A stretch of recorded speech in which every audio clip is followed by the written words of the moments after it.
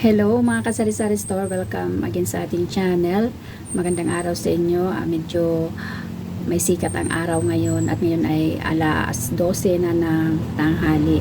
So katatapos ko lang kumain at gusto ko lang i-share sa inyo ang dumating ngayon na paninda dito sa aking tindahan. Galing ito sa ating ahente ng mga noodles at mga biskwit, pero isang biskwit lang kinuha ko at i-update ko kayo sa harap na aming tindahan na nilagyan namin ulit ng butas na pwede kang bumili dyan dito sa harap mismo ng aking inuupuan. So ngayon ang aming tindahan ay may tatlong part na pwede kang bumili. Kaya diba marami na siyang marami na siyang butas, marami na siyang may tatlo na space. Meron ng tatlo na pwede kang bumili doon. Kasi nag-decide ako na palagyan ko dito ng bukas kasi pag umuulan sinasara namin yung gate at nilalagyan ng plastic, so mahirapan yung mga tumer natin na bumili, lalo na yung mga bata.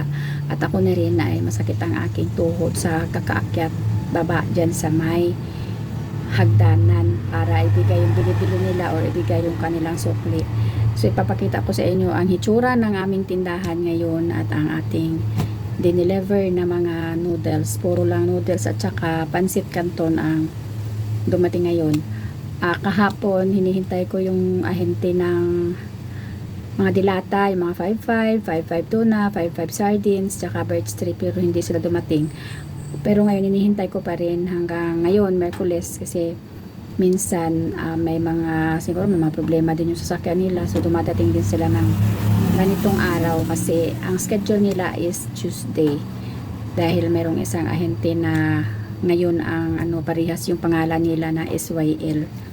So ngayon i-update ko kayo sa aking tindahan kung ano na ang hitsura nitong may tatlong may tatlong bukas na pwedeng bumili ang ating mga tumer at ang ating dineliver ngayon ng mga noodles, pero hindi ko na siya isa-isahin na i-haul sa inyo mga kasari kasi puro lang naman yan noodles ang ating binili ngayong araw.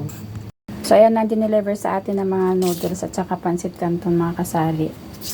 Tsaka dito sa kabila yung nakahalo na oyster sauce at saka fita lang. Ang sa ilalim niyan ay puro naman pansit canton at noodles pa rin, na bali dalawang box ang ibinaba nila. So ito ang unang tindahan namin mga kasari. Dito yan nakalagay ang mga stocks ko ng mga biskwit. Ito yung unang tindahan namin. Medyo masikip ito kung dito lang ako magtinda. So ayan, mayroon din siyang bukas dito na pwede kang bumili. Kaya lang doon sa labas merong hagdanan. Kaya ayaw ng aking mga tumer na dyan sila bumibili. Dahil lalo na yung mga matatanda ay mag-akyat baba pa sila. So dito nakalagay itong ating mga kape-kape, mga Milo, mga sabon. Dito yan na part.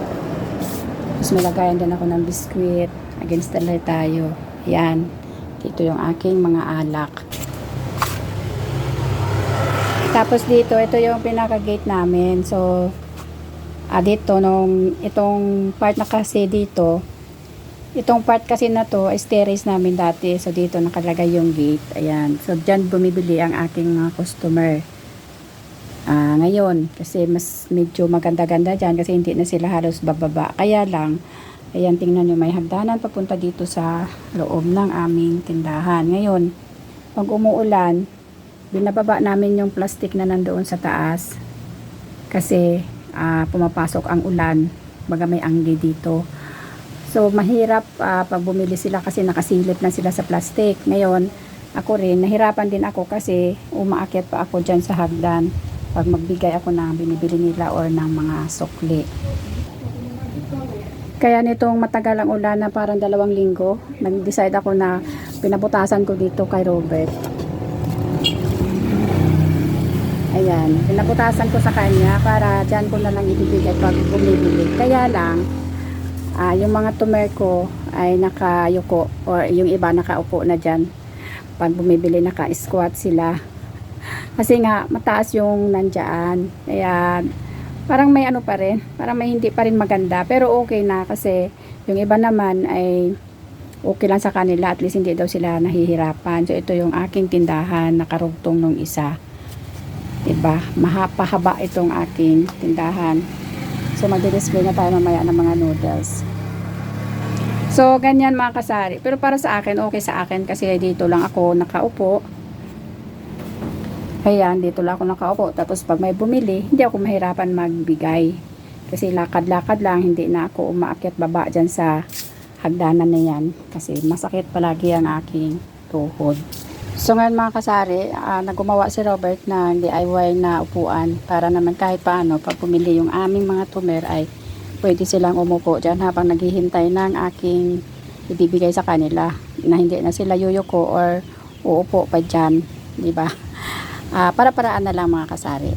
So yun lang mga kasari nung update ko sa inyo na ginawa na lang namin ng paraan para naman hindi mahirapan yung aming mga tumer. Tapos ako rin dito na nagbabantay ay hindi rin mahirapan kasi alam nyo naman na tumatanda na tayo, sumasakit na yung ating tuhod pag akyat baba. Kasi lalo na pag doon ako galing sa loob ng bahay, may hagdanan din papunta dito sa tindahan. Tapos pag magbibigay ako sa mga tumer natin, aakyat pa ulit ako sa hagdan.